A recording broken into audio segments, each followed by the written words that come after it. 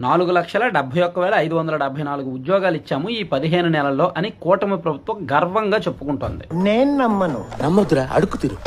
డబ్బా కొట్టింది మాత్రం 4,71,574 అని చెప్పారు. సో ఇక్కడ మేబీ ఈ పోస్టర్ చూసిన వాళ్ళకి మీ అందరికి డౌట్ రావచ్చు.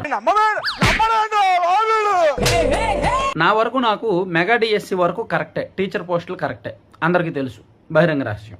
అలాగే పోలీసు శాఖలో 6,100 పోస్టులు కరెక్టే, కానీ జగన్మోహన్ రెడ్డి గారు ఉన్నప్పుడే నోటిఫికేషన్ ఇచ్చారు కదా, 2022 నవంబర్ నెలలో ఆ నోటిఫికేషన్ ఇచ్చారు. ఏం మాట్లాడుతున్నారా నువ్వు, నీకేమైనా బుర్రున్నదారా? ఇక వివిధ ప్రభుత్వ విభాగాల్లో పోస్టులు కూడా 9,993 అన్నారు.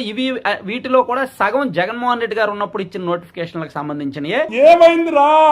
ప్రైవేట్ రంగంలో 3,48,891 ఉద్యోగాలు మాత్రం డొల్ల, అబద్ధం, డాబు, సొల్లు అని నేను చెప్తాను. ఎవడూ నమ్మడం లేదు, మాకు కూడా నమ్మకం లేదు, మా కార్యకర్తలు కూడా నమ్మకం లేదు.